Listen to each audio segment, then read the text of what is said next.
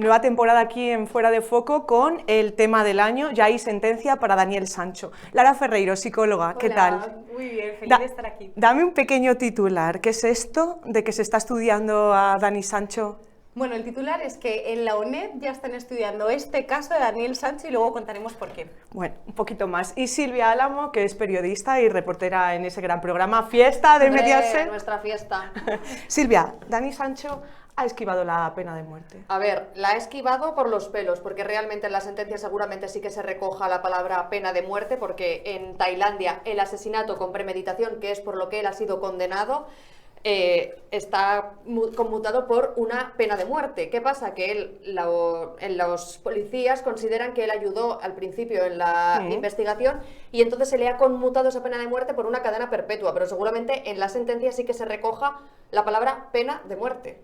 Esa reconstrucción que todos veíamos y de la que me imagino que se ha estado arrepintiendo, porque claro, esas imágenes han dado la vuelta al mundo como no podía ser de otra manera y bueno, la familia, o sea, tiene que ser duro para la familia dentro de que... A ver, es que él colaboró en un primer momento con la policía y gracias a su colaboración se pudieron llegar a determinadas pistas que han completado un puzzle. Sin esa colaboración inicial de él, seguramente sin asistencia de un abogado, y por eso lo hizo, igual en España no hubiera sido así, él hubiera dicho yo no hablo sin abogado, pero allí en Tailandia seguramente por los nervios él lo hizo. Yo no digo, y es verdad que lo han mantenido Balfagón y Ramón Chipirras, que al principio se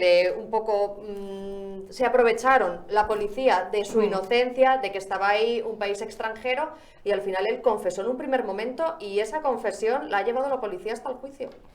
Bueno, luego analizamos más a fondo lo de la premeditación, porque ha sido un poco la clave para esa condena. Pero Lara, por favor, él en la nueva prisión se está dedicando a escribir sus memorias. ¿Esto es normal? A ver, esto no es normal, tú escribes con las memorias algo de lo que te sientes orgulloso, pero aquí sí, siempre es importante diferenciar dos cosas.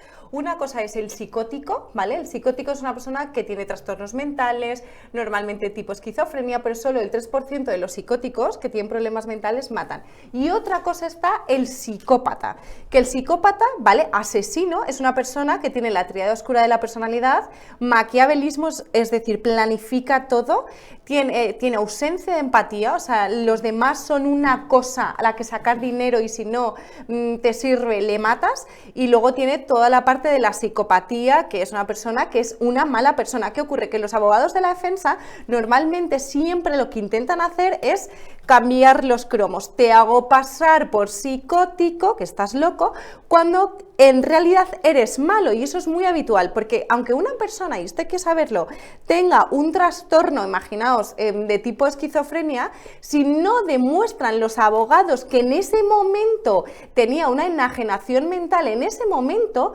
no va a ser ni un atenuante ni un eximente, va hasta la cárcel, a lo mejor en un módulo de psiquiatría, pero que por tener una enfermedad mental no significa que ya directamente no vayas a la cárcel. ¿Qué ocurre? Que para mí el punto clave con Daniel Sancho, que en realidad todo el mundo, por eso me encantan estos debates, se ha pasado como de puntillas, la clave para mí era en el descuartizamiento, como psicóloga, y os voy a explicar por qué.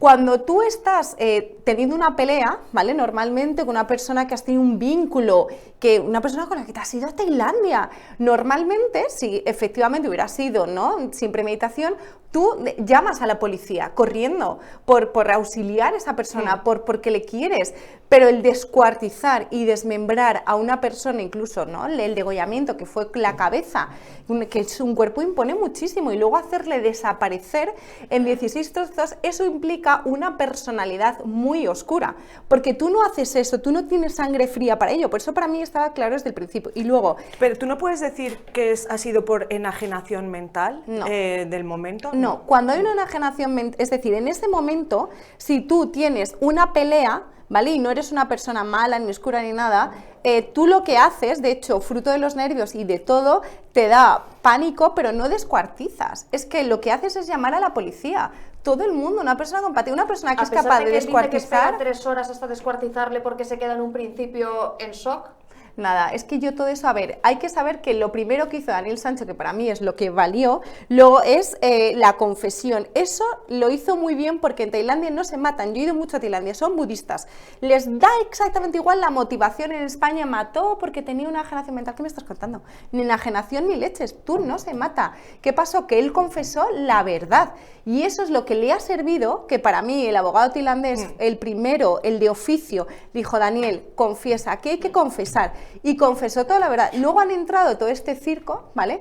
Y ya lo que ha pasado es, bueno, vamos a intentar aplicar derecho español en Tailandia. Es que no hay una ubicación, es decir, cuando tú estés en Tailandia tienes que confesar. De hecho, si no hubiera sido por esa confesión inicial, Daniel Sancho hoy estaría en pena de muerte. Es lo que le ha salvado de la pena de muerte, esa confesión, precisamente al final. Nunca se lo hubiera imaginado. Nunca se lo hubiera imaginado. A ver, es que la policía tenía claro desde un primer momento que había una premeditación. Si no, tú me dirás para qué tú viajas a Tailandia y compras 202 bolsas de basura, 180 metros de papel transparente, del que, bueno, Carmen Barfagón dijo que había solo 2, y es verdad que es que solo se encuentran 2 en el piso empezados, pero seguramente uno de esos ya se lo habría agotado, que eran 60 metros, porque lo que dijo en un principio la policía tailandesa es que él recubrió muebles y el suelo para precisamente no manchar, porque de hecho la sangre que se encontró, la mayor cantidad de sangre fue en el baño, pero en el resto de la estancia él al menos en un primer momento dice que ese asesinato se produce en un primer momento en la habitación, y en la habitación no se encuentra sangre precisamente, seguramente porque lo cubrió todo con ese papel film. Es que a quién se le ocurre que tú viajas a Tailandia a un hotel y compras, aparte de un... Más los cuchillos, que se nos olvidan, pero es que esas imágenes que están ahí de él comprando cuchillos... Productos de limpieza, 2 tipos de guantes diferentes, distintos tipos de bayetas. A ver, es que claro, ahí la policía dice, aquí había una premeditación, y luego, ¿para qué alquilas 2 bungalows distintos? ¿Para qué alquilas una segunda habitación? Que encima Rodolfo Sancho dice, no la alquila él. Han salido los papeles sí, la alquila con él. Su nombre. Pero y chicas, a mí me parece importante, ¿por qué no se fue?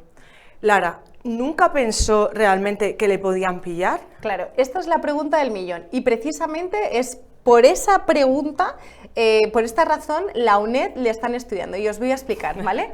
Que a mí esto, claro, a toda España, ¿no? le tiene bueno, pues todo ¿Están esto... estudiando a Daniel o el crimen en sí? ¿O todo el contexto, y os voy a explicar. Normalmente, siempre un psicópata asesino, en términos generales, a mí me encantaría hacerle una pericia forense para saber qué perfil es Daniel Sancho, pero en Tailandia no se van a hacer, pero vamos a hablar en términos generales.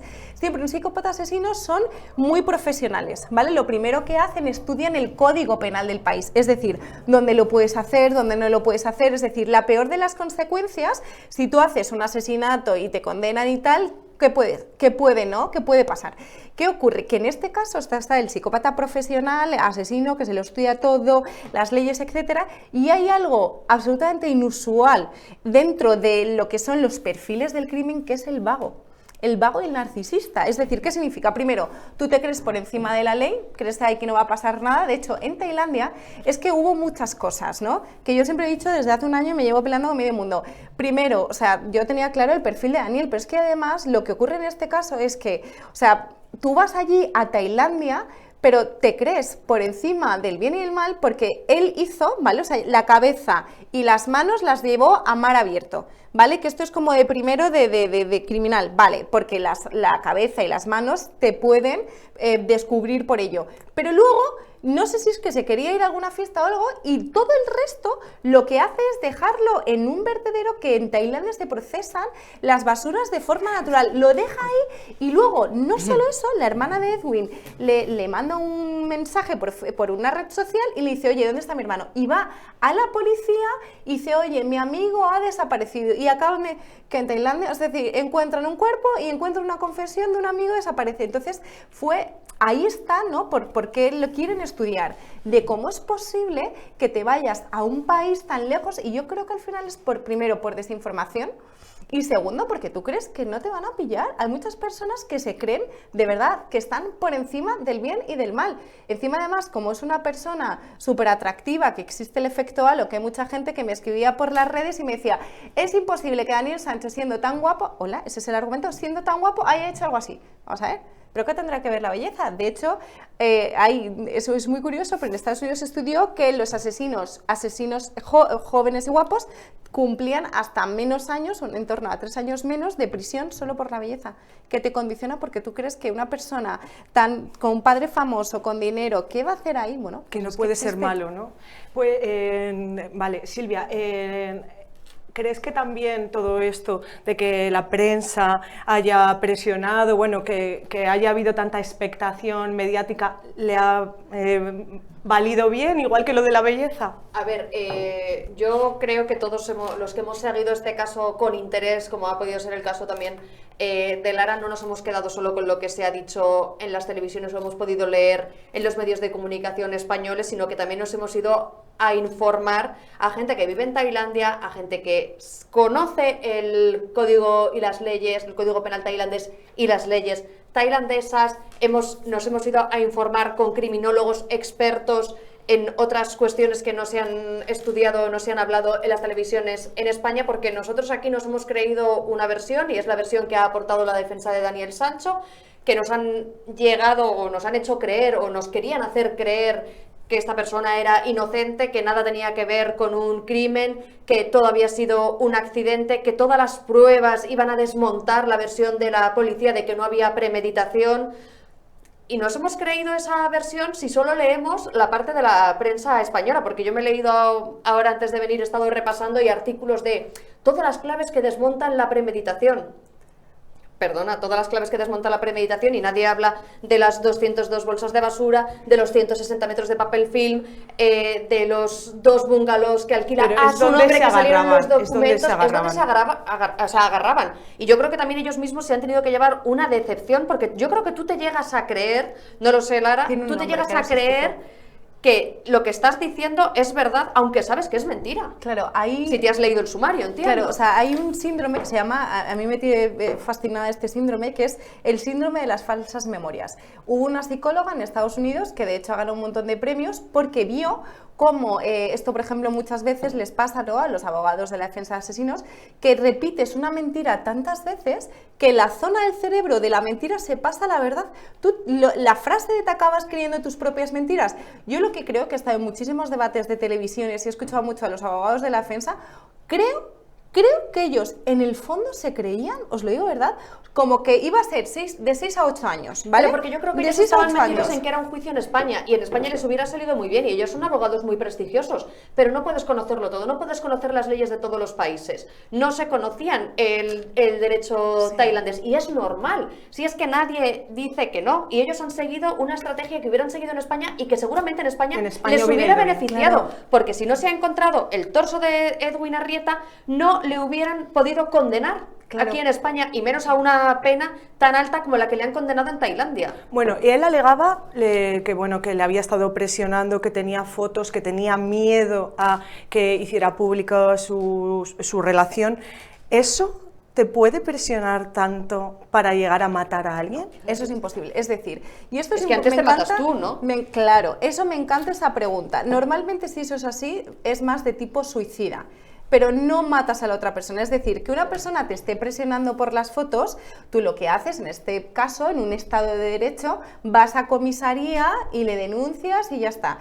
Pero cuando tú tienes unos rasgos de tipo psicópatas oscuros, te crees por encima del bien y el mal, de tipo narcisista, sin empatía, maquiavélico, como las personas para ti son instrumentos, se produce la deshumanización, no los ves como humanos. Entonces, esta persona, pues mira, pues mi novia me sirve de cara a la galería, que tengo una vida normal. Este me paga no sé cuántos miles de euros para montar lo que me apetezca, es total. Y en el momento en el que te sobra, se acabó, se elimina, porque si tú no tienes estos rasgos y te están extorsionando, lo escalas, es decir, lo hablas con tus amigos, llamas a comisaría, pones esto en manos de quien tiene que ser, pero es que ese argumento me parece tan vago, un argumento tan vacío, que le estaban extorsionando. Todo esto forma de un plan que intentaban hacer para la defensa, que yo creo que se han equivocado. Además, no puedes ir a Tailandia con esa soberbia metiéndote con los policías, porque es que todo eso te acaba perjudicando. Si no llega a ser por la prensa, Daniel Sancho hubiera sido muchísimo peor.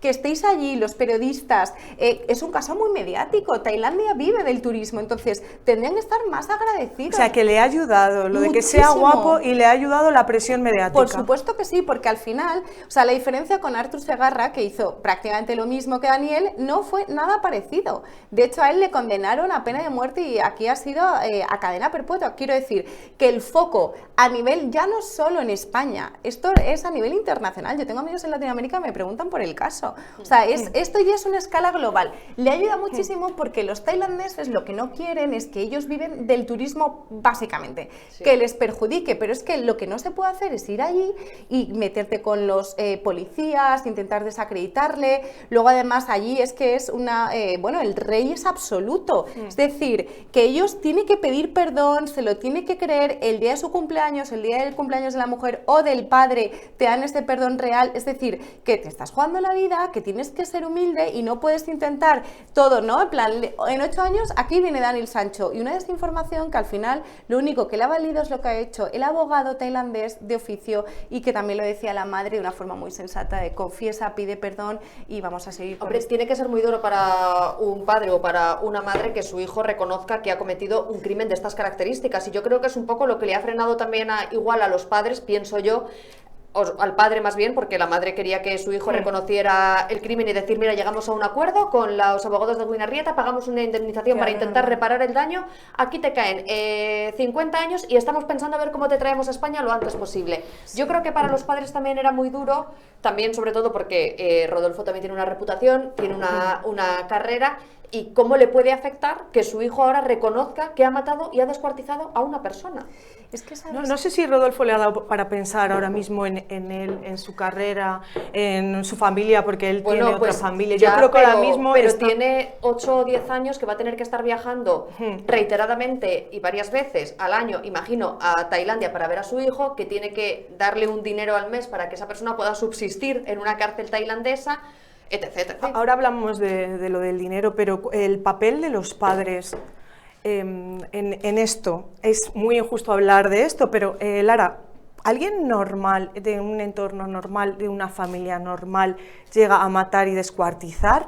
¿Ha tenido que haber en algún momento, cómo decirte, ha asomado la cabecita en otro momento? O sea, ¿se podía haber visto venir una cosa de estas? A ver, para mí siempre los padres son víctimas indirectas de todo esto, pero sí que es verdad que hemos visto cómo lo han resuelto de formas muy diferentes. Rodolfo está en modo voy a salvar a mi hijo, la desgraciada frase de esto es un reto, que a Rodolfo, a mí, las redes sociales, muchísima gente ha dicho cómo puede ser tan poco humilde, y luego la madre en un segundo plano, no querer hablar. Lo que ocurre es que, por ejemplo, la psicopatía sí que tiene origen genético, o sea, lo de el psicópata se hace o se nace. Bueno, las dos cosas, quiero decir, es como por ejemplo una persona, que se entiende muy bien el ejemplo, tiene predisposición al cáncer, imaginaos, de forma genética, porque todos los familiares pues han tenido cáncer, entonces se puede desarrollar o no en función del ambiente. Si yo, por ejemplo, tengo predisposición genética al cáncer por mi familia y de repente me cuido,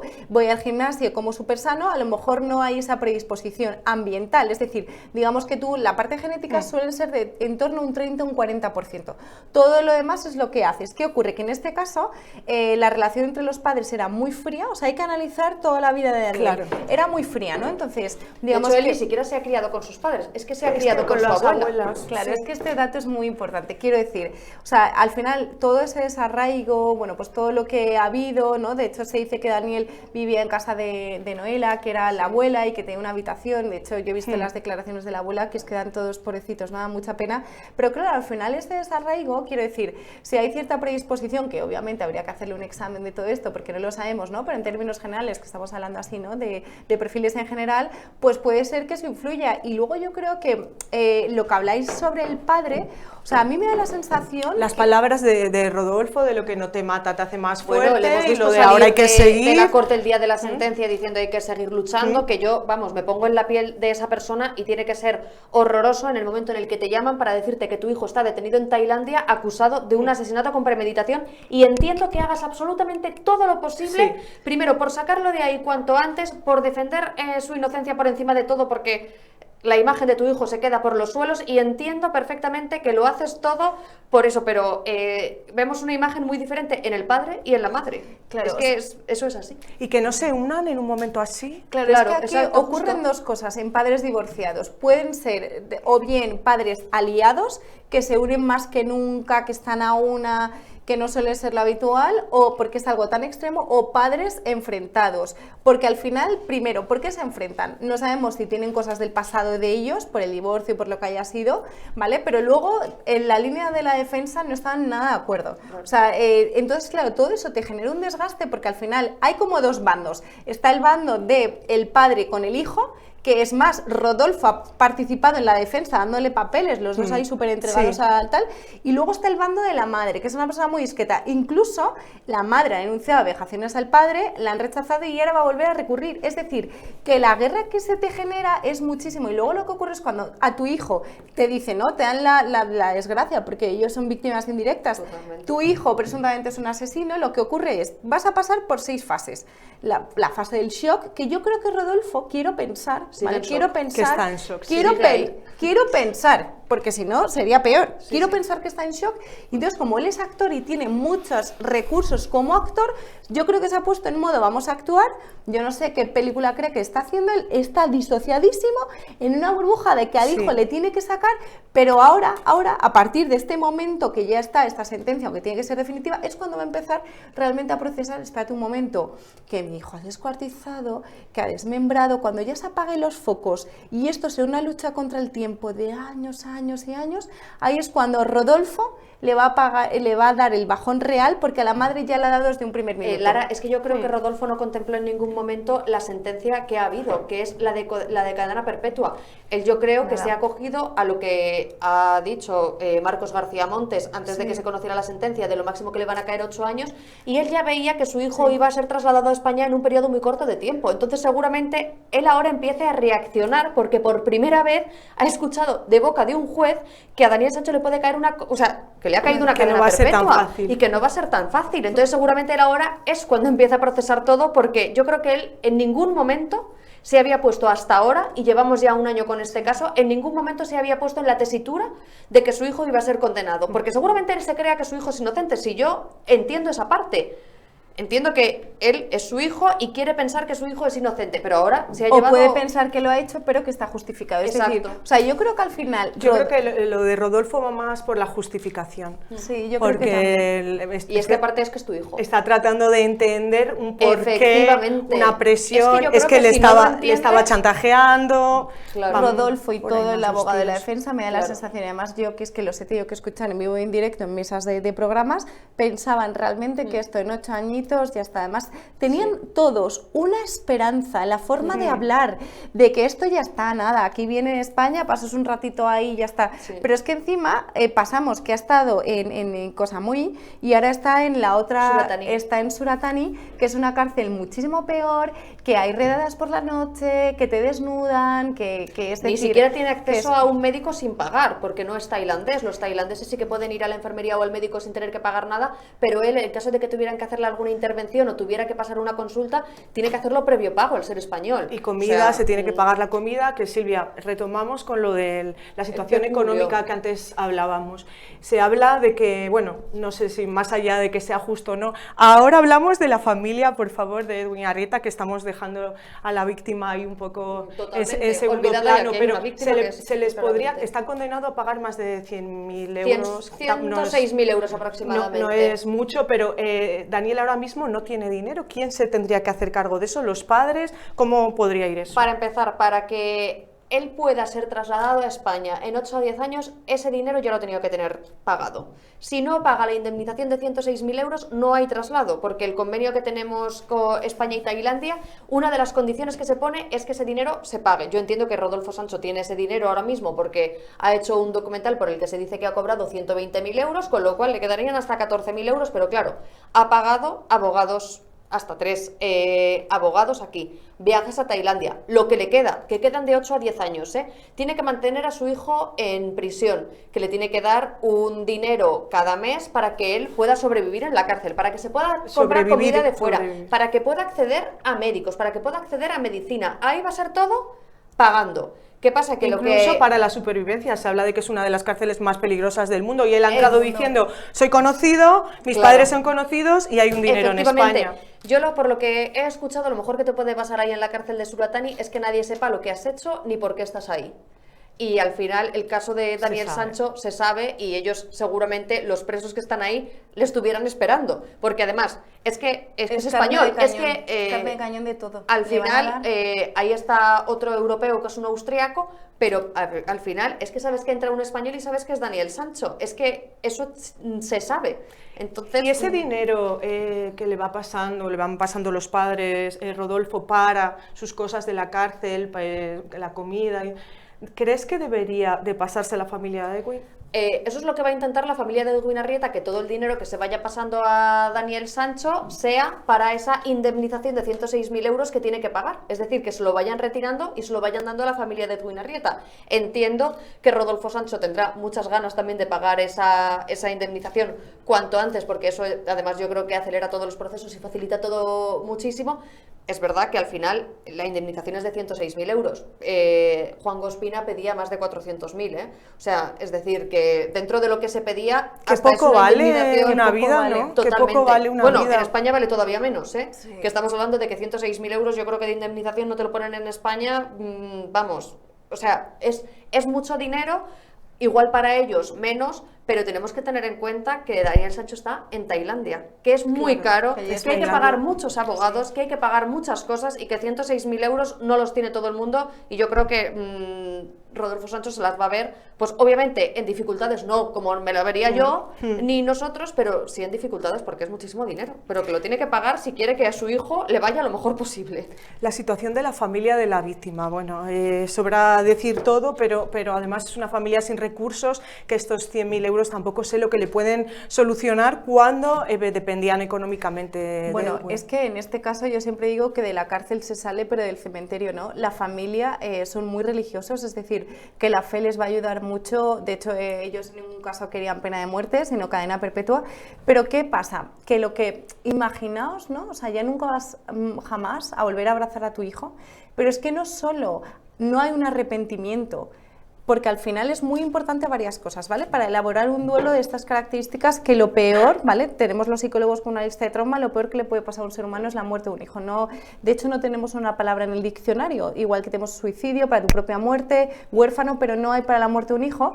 Ellos no pueden hacer un proceso de duelo digno, ni poder llorar, porque por varias razones. Uno, no tienen un cuerpo al que poder llorar porque está repartido por medio mundo, con lo cual eso ya es muy difícil el no poder hacer eso de una forma que te permita ese ritual de cierre. Dos, no hay un arrepentimiento real, es decir, esto es muy importante, ya no solo para... No se tiene que hacer este perdón como un instrumento para conseguir que te vayas a España, tiene que ser porque lo sientas de verdad. Exacto. Es decir, he matado a una persona, o sea, que tiene una familia. Que tiene una familia, es decir, porque decían, Daniel Sancho llora en el juicio, pero tenemos que ver si llora porque, ay Dios mío, lo que me espera, o lloras por lo que has hecho, porque entonces no son lágrimas de arrepentimiento. Entonces, claro, ver todo eso es dolorosísimo porque dices, eso es lo que, ¿no? La vida de mi hijo, lo que vale. Y luego además vivían de Edwin, es decir, le pasaba muchísimo dinero, con lo cual no tienen recursos, y luego ahora hay otras derivadas que están saliendo otras personas, el ex de Edwin que dice no sé qué, es decir, cosas que tú en lugar de poder llorar a gusto tienes que seguir escuchando esto, y aparte quieren recurrir, es decir, Balfagón y compañía quieren, o sea, vamos a ver, pero vamos a ver, ¿qué vas a recurrir si son los mismos jueces que han pedido? Es que todo es un sinsentido. Totalmente. Ya déjalo. Ya se ha revisado. Lo han revisado otros jueces, los mismos que lo van a revisar lo ahora mismo, es perder pero es dinero. que lo quieren llevar a derechos internacionales, todo, o sea, quiero decir, llega un momento que, claro, la desesperación, Lara, también, yo entiendo que... Eso para la familia de Edwin, imagino que les cuesta cerrar. Todavía peor, claro, porque lo que dijo él, que yo además lo estuve escuchando, que dijo el abogado de Edwin, mira, si esto se hubiera llevado de otra manera, si no es desde la soberbia, si no es desde la humildad del perdón, porque yo creo Se que llega es a un lo que acuerdo. ha faltado en este caso, es decir, oye, perdón, esto nunca debía haber ocurrido, vamos a reparar a la familia de Edwin, vamos con humildad a los policías de Tailandia, a España, porque la imagen que han, es decir, hubiera sido diferente, pero yo creo que la indignación viene de la forma, de cómo se ha gestionado, hay cosas que no pueden ser, las vidas humanas todas valen Pero porque muchísimo. yo creo que los abogados de Daniel Sancho tenían la convicción Sí. de que iban a poder demostrar que no era un asesinato premeditado.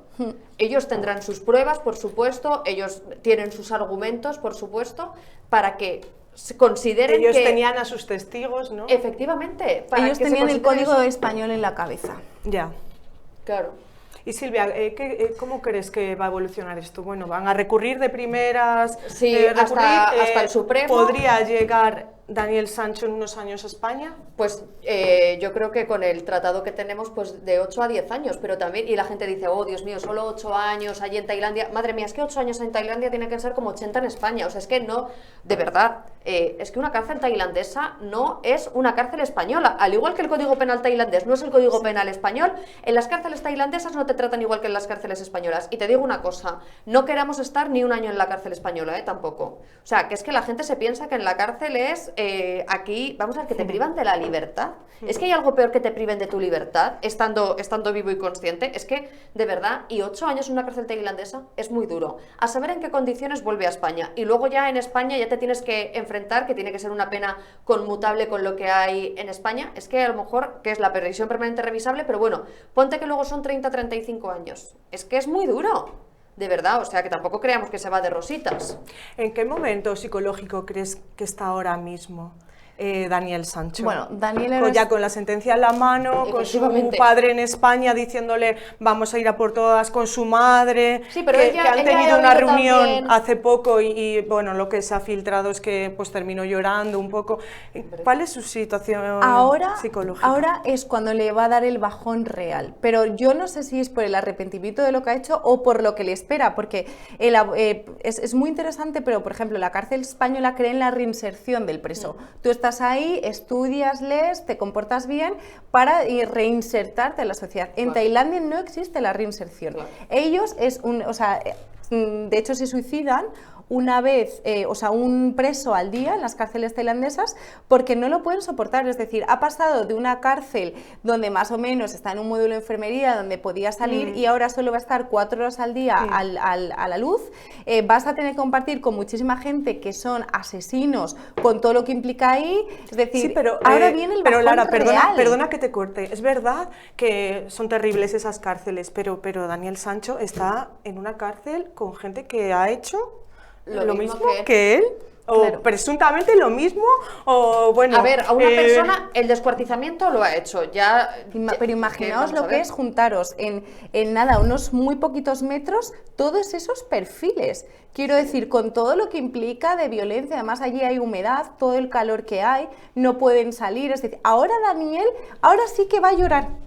Ahora ya es cuando, porque en este año yo creo que como había tanta esperanza entre todos, se han retroalimentado Claro. y ahora es cuando tanto al padre como al hijo le va a dar realmente el bajón de Dios mío, esto es una lucha por tu vida. Él lo O sea, que ha por estado la escuchando supervivencia. es lo que hemos escuchado todos, que como mucho le iban a caer 8 años y que nadie iba a estar en España. Entonces él ha pasado ahí un año en preventivo y ha dicho, bueno, tranquilidad, porque yo estoy aquí un año, en cuanto esto se resuelva, me vuelvo directamente, o sea, enseguida a España, entonces no pasa nada. Él ahora ha tenido que escuchar en un juicio que le ha caído la pena de muerte conmutado a una cadena perpetua y que se va a tener que tirar mínimo 8 años más en una cárcel tailandesa, que no es encima de la que venía, que él pidió quedarse ahí, Claro. porque obviamente sabía que lo que le esperaba era peor. Y espérate porque igual todavía le queda algo peor, que es la cárcel de Bangkok. O sea, Pero que, es claro, verdad que el hecho de que estén todas las cámaras ahora mismo de este país, pero bueno, hemos hablado, esto es una cosa a nivel... ha tenido una repercusión Claro, a nivel mundial. Tailandia ahí está un poco pendientes de, a ver, que no se nos vaya esto de las manos.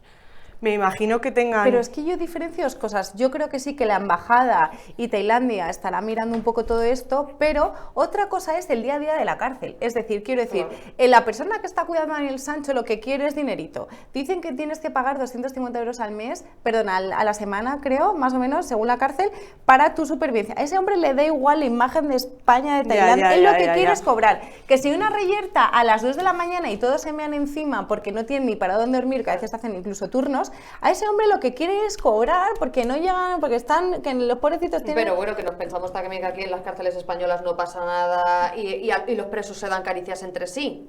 Pues imaginaos eso en una cárcel tailandesa. Porque tú puedes pagar todo lo que tú quieras y a lo mejor te libras de 2 golpes, pero al tercero te lo dan. Te quiero decir que es que al final, o sea, tenemos que entender que una cárcel es una cárcel, que en una cárcel hay muchos perfiles, que en esa cárcel está gente condenada a más de 25 años, quiere decir por asesinatos con premeditación, etc, etc. O sea, vamos a ver, que es que te digo que te libran de una torta, pero a lo mejor de la segunda no.